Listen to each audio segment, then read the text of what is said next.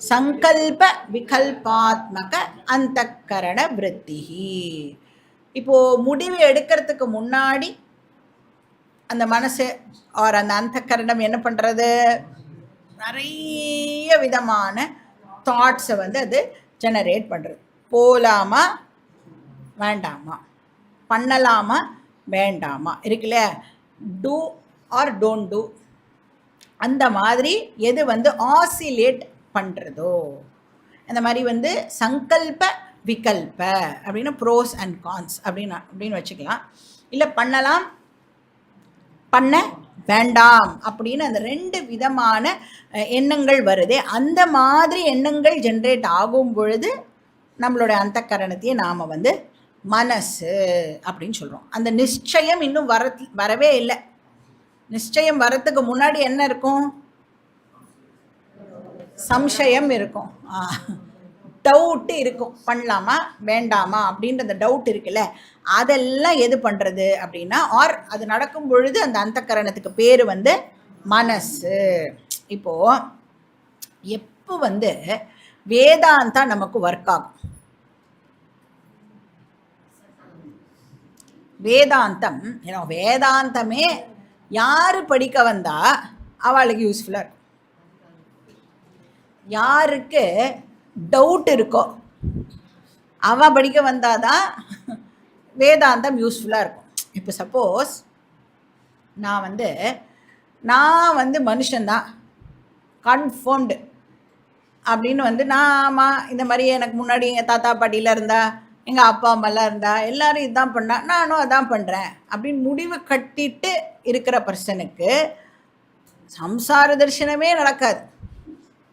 கரெக்டாக? அப்போ அவளுக்கு கொண்டு போய் வேதாந்தத்தை கொடுத்தோம் அப்படின்னு சொன்னால் அவளால் என்ன அப்ரிஷியேட் பண்ண முடியும்? ஒன்றுமே பண்ண முடியாது.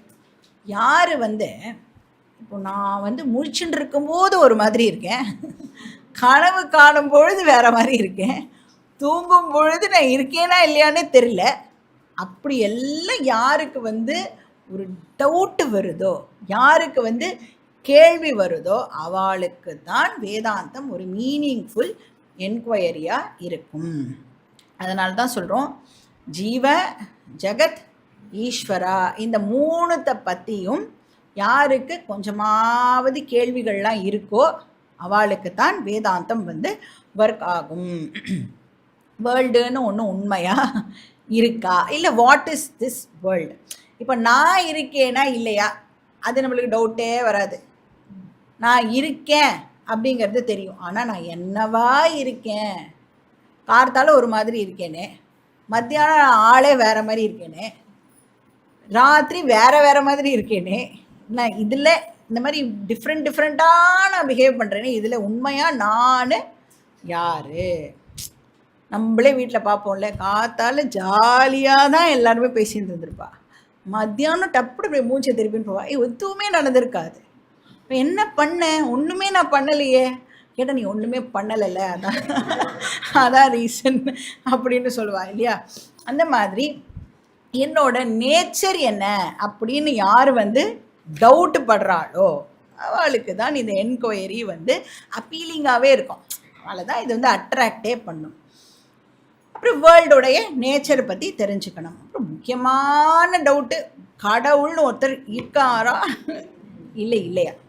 இருக்காருன்னு சொன்னால் அவர் வைகுண்டத்தில் இருக்காரா கைலாசத்தில் இருக்காரா, இது மாதிரிலாம் நம்ம வந்து தெரிஞ்சுக்கணும் அப்படின்னு ஆசைப்படுவோம் இல்லையா? இப்போ வேதாந்தம் எப்போ இம்பார்ட்டண்ட் ஆகிறது அப்படின்னா, எப்போ இந்த 3 விஷயங்களை பற்றி நமக்கு டவுட் கிரியேட் ஆகிறதோ அப்போ மைண்டு இம்பார்ட்டண்ட் இல்லையா?